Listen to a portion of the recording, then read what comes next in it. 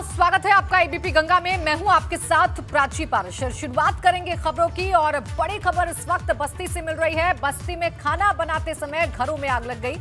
आग में हजारों का सामान जलकर राख हो गया। कड़ी मशक्कत के बाद आग पर काबू पाया गया है। सूचना के घंटों बाद भी फायर ब्रिगेड की गाड़ी मौके पर नहीं पहुंची। ये तस्वीरें हम आपको दिखा रहे हैं। देखिए, ये खाना बनाते समय आग लगी है, ऐसी जानकारी मिल रही है। और आग में हजारों का सामान जलकर राख हो गया है।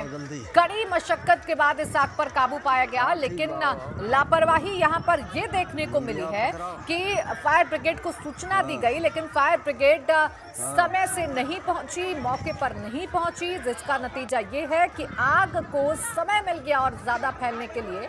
और तस्वीरें कितनी भयावह हैं, ये चीख पुकार सुनकर आप समझ सकते हैं कि मौके पर कितनी भयावह स्थिति बनी होगी। हालांकि राहत की बात यह है कि कड़ी मशक्कत के बाद इस आग पर काबू पा लिया गया, लेकिन इतने में काफी नुकसान हो चुका था। ये एक्सक्लूसिव तस्वीरें आप एबीपी गंगा पर देख रहे हैं। जो जानकारी मिली है उसके मुताबिक खाना बनाते समय चिंगारी भड़की, जिससे आग लगी और देखते ही देखते घरों में आग लग गई और ऊंची ऊंची लपटें आग की उठना शुरू हो गई, जिसके बाद तुरंत फायर ब्रिगेड को सूचना दी गई, लेकिन फायर ब्रिगेड मौके पर नहीं पहुंची, ऐसी जानकारी मिल रही है। आओ भैया, जल्दी आओ, जल्दी आओ। और अगली खबर बलरामपुर से, जहां टीटू टॉकीज में भीषण आग लग गई। नगर पालिका और फायर ब्रिगेड की कई गाड़ियां मौके पर पहुंची। मौके पर डिप्टी एसपी सदर और नगर पालिका अध्यक्ष प्रतिनिधि मौजूद रहे। अज्ञात कारणों से मॉल और सिनेमा घर में आग लगी। आग से लाखों रुपए का नुकसान होना बताया जा रहा है। तस्वीरें आपके सामने हैं। ये जो धुएं का गुब्बार है, ये इस बात की तस्दीक कर रहा है कि स्थिति खराब थी और भीषण आग लगी थी। देखिए, धुआं ऐसा है कि पूरा आसमान काला नजर आ रहा है, यानी भीषण आग इस टॉकीज में लगी थी। फायर ब्रिगेड की गाड़ियां मौके पर पहुंची और जैसे तैसे इस आग पर काबू पाया गया।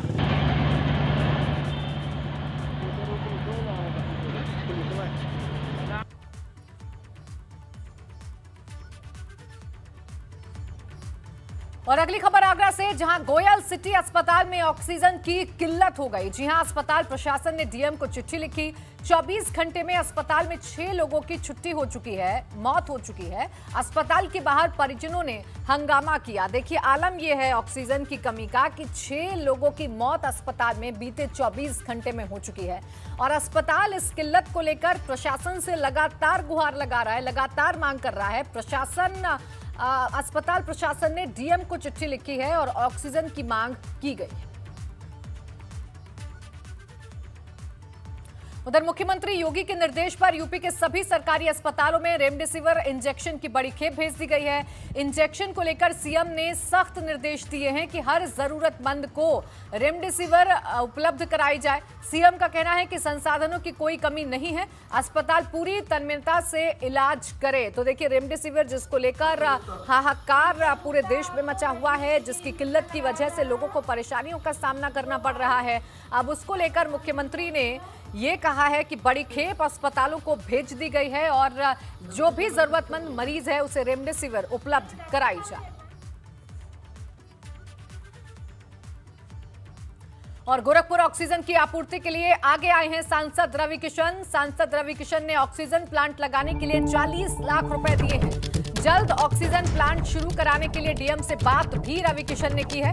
लोगों को एक दूसरे की मदद करने की अपील भी गोरखपुर से सांसद रवि किशन ने की है। तो देखिए, अब जो जनप्रतिनिधि हैं वो भी आगे आ रहे हैं लोगों की मदद के लिए। देश इस वक्त कठिन परिस्थिति से गुजर रहा है, सबको पता है। हम लोगों का प्रयास अब यही है, आपका भी, हमारा, सबका, और हम लोग कर भी रहे हैं कि एक एक जान बचाए, एक एक जान की कीमत। और एक 40 लाख रुपए का अमाउंट हमने अपने यहाँ पर युद्ध स्तर पर एक प्लांट लगाने के लिए कल दिया है। डीएम साहब से बात हुई कि जितनी तेज़ी से हो उसको वॉर फुटिंग पे हम लोग एक प्लांट गोरखपुर में लगा दें, ऑक्सीजन प्लांट। तो ये सारी चीज़ें हो जाएंगी, आप लोग संयम रखें। और अब खबर फिरोजाबाद से, जहां सोशल डिस्टेंसिंग की जमकर धज्जियां उड़ाई गई हैं। पोलिंग पार्टी रवाना होने के दौरान धज्जियां उड़ी। ड्यूटी रिकॉर्डिंग सेंटर पर कोविड नियमों की धज्जियां उड़ाई गई। ड्यूटी पर जाने वाले लोग सोशल डिस्टेंसिंग भूल गए। ड्यूटी चार्ट लेने के लिए धक्का मुक्की होती हुई नजर आई, जिसकी तस्वीरें आप अपने टेलीविजन स्क्रीन पर देख सकते हैं। अब सवाल उन दावों को लेकर है जो प्रशासन की तरफ से किया जाता है कि पंचायत चुनावों में कोविड-19 के नियमों का पालन करवाया जाएगा, लेकिन चुनाव से यानी मतदान से ठीक पहले जब मतदान कर्मी अपनी ड्यूटी लेने के लिए पहुंचे तो वहां पर कैसे सोशल डिस्टेंसिंग की धज्जियां उड़ाई गई, वो आप तस्वीरों में देख सकते हैं। और उम्मीद ये लगा सकते हैं, ये कयास लगा सकते हैं कि कैसे वहां पर इलाज जो है वो कैसे वहां पर जो मतदान है वो होता होगा, क्योंकि जब ड्यूटी चेक करने के दौरान, ड्यूटी लेने के दौरान ही नियमों की धज्जियां उड़ गई, तो जब मतदान होगा उस वक्त कैसे इंतजाम होंगे, अब ये जरूर सवालों के घेरे में है। फिरोजाबाद से ये तस्वीरें हैं जहां ड्यूटी चार्ट लेने के लिए धक्का मुक्की हो गई और सोशल डिस्टेंसिंग की जमकर धज्जियां उड़ाई गई हैं। दरअसल पोलिंग पार्टी रवाना होने के लिए पहुंची थी और वहां से अपना ड्यूटी चार्ट ले रही थी और इसी दौरान नियमों की धज्जियां उड़ाई गई। और अब खबर सिद्धार्थनगर से, जहां पंचायत चुनाव के नाम पर कोविड नियमों की धज्जियां उड़ रही हैं। खंड विकास कार्यालय परिसर में न सिर्फ आदर्श आचार संहिता का उल्लंघन हुआ, जबकि सोशल डिस्टेंसिंग भी दूर दूर तक नजर नहीं आई। तस्वीरें आपके सामने हैं, तो फिरोजाबाद के बाद अब सिद्धार्थनगर की भी तस्वीरें कुछ ऐसी हैं, जिसके बाद सवाल खड़े हो रहे हैं, क्योंकि कर्मचारियों ने सोशल डिस्टेंसिंग की धज्जियां उड़ा दी, कोविड-19 के नियमों को तार-तार कर दिया। आपको भीड़ नजर आ रही होगी और इन तस्वीरों को देखकर आप ये कतई नहीं कह सकते हैं कि ये महामारी का वक्त है, ये कोविड-19 का वक्त है, ये वो वक्त है जब संक्रमण तेजी के साथ फैल रहा है और लोगों से अपील की जा रही है। प्रशासन को जिम्मेदारी दी गई है कि लोग सोशल डिस्टेंसिंग का पालन करवाया जाए, मास्क का लगवाया जाए लोगों से, लेकिन इन तमाम नियमों की धज्जियां उड़ती हुई सिद्धार्थनगर में नजर आई। उधर बरेली में मानवता शर्मसार हो गई। यहां कोरोना संक्रमित मां और बेटे की सिर्फ आधे घंटे के अंतराल में मौत हो गई। दोनों ने कुछ ही देरी पर दम तोड़ दिया, जिसके बाद एक ही चिता पर उनका अंतिम संस्कार किया गया। ये घटना फरीदपुर के बाक्सरिया मोहल्ले की है, जहां कोरोना संक्रमित होने के बाद युवक को मकान मालिक ने किराए के मकान से निकाल दिया था, जिसके बाद युवक के घर जाने से मां भी वायरस की चपेट में आई थी और दोनों मां बेटे ने दम तोड़ दिया। तो देखिए यहाँ पर संवेदनहीनता किस तरीके से हर स्तर पर सामने आई है। पहले मकान मालिक, जिसने किराया ना देने पर उस शख्स को घर से बाहर निकाल दिया, वो भी तब जब बार बार अपील की जा रही है कि ऐसे वक्त में एक दूसरे का सहयोग बहुत जरूरी है। मजबूरन वो युवक अपने घर गया, क्योंकि खुद कोरोना संक्रमित था, तो उसकी जो मां थी संपर्क में आने से वो भी कोरोना पॉजिटिव हो गई और दोनों की इलाज ना मिलने की वजह से मौत भी हो गई। और अब बात वाराणसी की, जहां कोरोना लगातार पैर पसार रहा है। बढ़ते कोरोना के बीच काशी में कुछ लोग मददगार बने हुए हैं। ये रोजाना कोरोना पीड़ितों तक खाना पहुंचाकर उनकी मदद कर रहे हैं। आपको बता दें कि पिछले कोरोना काल में खाना पहुंचाने के लिए बहुत से लोग आगे आए, लेकिन इस बार कोरोना पीड़ित परेशान हाल में दिखाई दे रहे हैं। ओएस पाल कुंदन फाउंडेशन ने श्री काशी विश्वनाथ मंदिर अन्न क्षेत्र के साथ मिलकर भूख के खिलाफ भी जंग छेड़ दी है। 100 लोगों से शुरू हुई मुहिम 600 तक पहुंच गई है। संस्था के लोगों ने व्हाट्सएप नंबर जारी कर रखा है। काशी के कोरोना पीड़ित इस नंबर पर अपनी RT-PCR रिपोर्ट भेजते हैं और उसी दिन से अगले 14 दिन तक रोजाना उनके घर भोजन निःशुल्क पहुंचाया जाता है। इतना ही नहीं, भोजन की क्वालिटी का फीडबैक भी लिया जाता है। काशी के कोरोना पीड़ितों के लिए यह सेवा वरदान साबित हो रही है।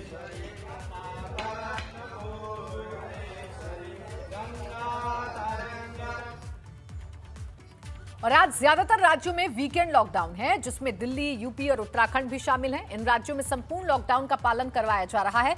कोरोना संक्रमण फैलने के चलते सख्ती बरती जा रही है और चप्पे चप्पे पर पुलिस की पैनी नजर है, क्योंकि कहीं ना कहीं हालात भी बिगड़ते जा रहे हैं। तो ये 3 तस्वीरें आपके सामने हैं दिल्ली, उत्तर प्रदेश और उत्तराखंड की, जहां पर वीकेंड लॉकडाउन है और आज लॉकडाउन का जो पालन है वो सख्ती के साथ कराया जा रहा है क्योंकि स्थिति अब बिगड़ती हुई नजर आ रही है। संक्रमण तेजी के साथ फैल रहा है और इसी को ध्यान में रखते हुए जो वीकेंड लॉकडाउन की शुरुआत सरकारों की तरफ से की गई है उसका पालन अब सख्ती से कराया जा रहा है। सड़कों पर पुलिस की मुस्तैदी नजर आ रही है और जो भी बेवजह घूमता हुआ नजर आ रहा है पुलिस की नजर उस पर पड़ रही है, उसे समझाया जा रहा है और घर वापस भेजा जा रहा है। साथ ही साथ लोगों के चालान भी किए जा रहे हैं। बात करें यूपी की तो वीकेंड लॉकडाउन का आज दूसरा दिन है। कल यानी सोमवार सुबह 7 बजे तक ये लॉकडाउन रहेगा जिसके तहत प्रदेश के सभी शहर पूरी तरह लॉक रहेंगे। सिर्फ जरूरी काम के लिए ही लोग आवाजाही कर पा रहे हैं। आप 8 तस्वीरों के जरिए देख सकते हैं लॉकडाउन का ताजा हाल कि कहां हो रहा है पालन और कहां अभी भी लापरवाह बने हैं लोग। आपकी टीवी स्क्रीन पर ये तस्वीरें हैं। दरअसल लॉकडाउन के दिन सैनिटाइजेशन अभियान भी चलाया जा रहा है। लखनऊ, नोएडा, अलीगढ़, गोरखपुर, गोंडा, कन्नौज, बाराबंकी और हरदोई की ये तस्वीरें हैं जहां पर लॉकडाउन का पालन करवाया जा रहा है।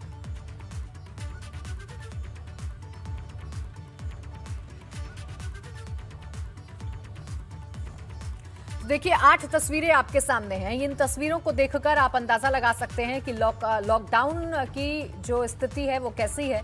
कल जरूर तस्वीरें सामने आई थी जब नियमों की धज्जियां उड़ाई गई थी, लेकिन आज पुलिस की मुस्तैदी नजर आ रही है।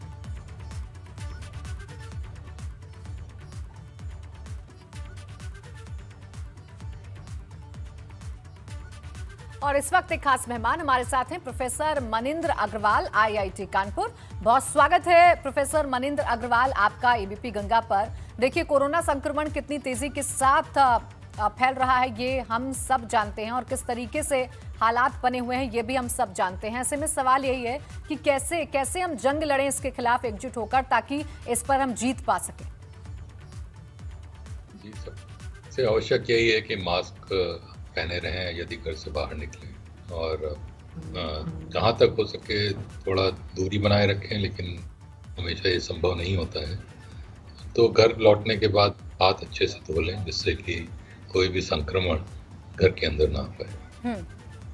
बिल्कुल प्रोफेसर, आपने ये भी बताया है कि 25 अप्रैल के बाद देश में जो एक्टिव केस हैं वो कम होने लगेंगे, यानी 20 से 25 अप्रैल तक का वक्त है जब ये मामले पीक पर होंगे। इसके पीछे की क्या वजह आपको समझ में आ रही है? इसके पीछे मुख्य वजह यही है कि जब 1% से अधिक लोग संक्रमित होकर ठीक हो जाते हैं तो उनके शरीर में जब एंटीबॉडीज बन जाती हैं तो फिर ऐसे लोग जो कि संक्रमित हो सकते हैं उनकी संख्या लगातार कम होती जा रही है। और क्योंकि बड़ी तेजी से इस बार फैल रहा है तो ये संख्या भी बहुत तेजी से कम हो रही है। तो एक स्तर पे आने के बाद फिर वायरस को लोग कम ऐसे मिलते हैं जो कि जिनको कि वो संक्रमित कर सकता है, तो इसकी वजह से संख्या कम होने लगती है। बिल्कुल, और इसी वजह से उम्मीद जताई जा रही है। यानी ये समझा जाए प्रोफेसर मनिंद्र अग्रवाल जी कि कहीं ना कहीं 25 अप्रैल के बाद देश को राहत मिल सकती है, उन आंकड़ों में कमी आ सकती है जो आंकड़े रोज डरा रहे हैं और रोज तेजी के साथ आगे बढ़ रहे हैं। जी आशा यही कर सकते हैं। हो सकता है कि कुछ दिन और ये थोड़ा बहुत बढ़े, लेकिन हमारा मॉडल के अनुसार जो निष्कर्ष आ रहा है वो यही कि बहुत ही जल्दी ये अपने उच्चतम स्तर पे होगा। बिल्कुल प्रोफेसर मनिंद्र अग्रवाल जी, सवाल आपसे ये है कि फिलहाल रिसर्च क्या कह रहे हैं, क्योंकि देखिए एक तो ये वायरस हर रोज अपनी शक्ल बदल रहा है, लगातार इसके जीनोम में तब्दीली हो रही है जिसकी वजह से इसका जो स्वरूप असल में क्या है ये कोई नहीं समझ पा रहा है। अब जो ताज़ा रिसर्च है वो क्या कुछ कह रहे हैं, ये कितना घातक है और आने वाले समय में ये और कितना घातक हो सकता है या इसकी जो इफेक्ट है वो थोड़ा कम हो सकता है? जी इस बार एक जो म्यूटेंट विशेष रूप से फैल रहा है जिसको इंडियन म्यूटेंट भी कहा जा रहा है, उसकी एक प्रॉपर्टी है कि वो बहुत तेज़ी से फैलता है और ये हर जगह दिख भी रहा है। जितनी तेज़ी से इस बार फैल रहा है उतना पिछली बार उसके आसपास भी नहीं था। पिछली बार ये भी कई बार देखा गया कि परिवार में पूरे में एक व्यक्ति को हुआ, अन्य लोगों को नहीं हुआ। इस बार जबकि ये दिखने में आ रहा है कि यदि किसी भी व्यक्ति को परिवार के होता है तो सबको और हो जाता है, वो भी दिखाता है कि संक्रमण की फैलने की क्षमता काफ़ी बढ़ी हुई है, लेकिन मारक क्षमता पहले से कम है। अगर हम देखें पिछली बार पहली वेव में जितने अधिक प्रतिशत और अनुपात में लोगों की मृत्यु हो रही थी, इस बार उतना नहीं है। तो ये एक अच्छी बात है जो कि जिसका कि हम लोग को फायदा मिलेगा। बिल्कुल, मारक क्षमता कम है लेकिन तेजी के साथ ये संक्रमण फैलता है। प्रोफेसर मनिंदर जी, एक और चीज देखने को मिल रही है, देखिए बड़ी संख्या में लोग संक्रमित हो रहे हैं, संक्रमण फैल रहा है और हर जगह जो हालात हैं वो बद से बदतर होते जा रहे हैं। लेकिन इस बीच राहत की जो खबर है वो ये है कि जो रिकवरी केसेस हैं वो भी अच्छी खासी संख्या में आ रहे हैं, यानी रोज अच्छे खासे लोग रिकवर होकर अपने घर वापस जा रहे हैं। जो होम आइसोलेशन में है उनकी रिपोर्ट नेगेटिव आ रही है। तो ये क्या कुछ दिखाता है, ये कौन सा रूप इस वायरस का दिखाता है? ये भी वही बात इंगित करता है कि हम जल्दी ही अपने पीक पे आने वाले हैं, क्योंकि जब लोगों की रिकवरी की संख्या नए संक्रमित होने वालों से बढ़ जाएगी तो इसका बड़ा सीधा तात्पर्य है कि फिर संक्रमण कम होता जाएगा। और इस बार जितनी तेजी से बढ़ा है उतनी ही तेजी से लगभग कम भी होगा। बिल्कुल, और ये उम्मीद जरूर जताई जा सकती है कि आने वाले वक्त में राहत थोड़ी सी मिले। लेकिन प्रोफेसर मनिंदर अग्रवाल जी, सवाल एक ये भी है कि इस बार का जो वायरस में इसमें बहुत सारी चीजें अलग देखने को मिल रही हैं। सबसे ज्यादा ये कि लंग्स पर इस बार ज्यादा इफेक्ट कर रहा है। पिछली बार भी ऐसा था कि जब लोगों को ऑक्सीजन की जरूरत पड़ती थी, लेकिन इस बार अगर जरा सी भी लापरवाही पेशेंट के साथ हो रही है तो फिर उसकी स्थिति बहुत गंभीर हो जाती है। तो इस बार ऐसा क्या बदला है इस वायरस में?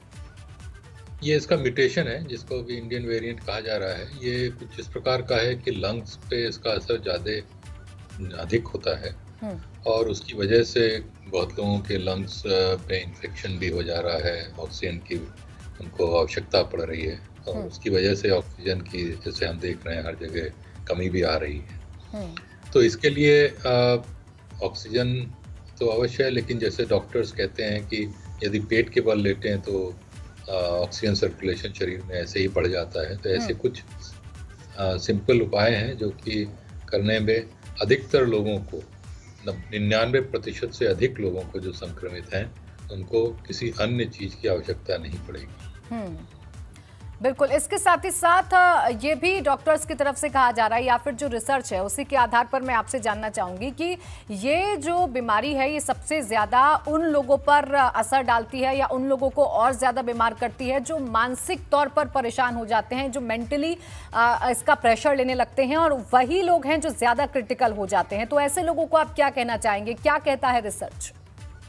ये तो बहुत वेल एस्टेब्लिश्ड रिसर्च है कि कोई भी बीमारी जब होती है तो जो मन से उसको थोड़ा कमजोरी जिसमें होती है उसको बीमारी ज़्यादा असर करती है, क्योंकि एक बार जब व्यक्ति सोचने लगता है कि मैं बहुत बीमार हूँ तो उसकी बीमारी और बढ़ती जाती है। जबकि व्यक्ति यदि ये सोचे कि अरे कोई बात नहीं, छोटी मोटी बीमारी हो गई, ठीक हो जाएंगे, तो बस ये सोचना ही उस आधी से अधिक बीमारी को ठीक कर देता है।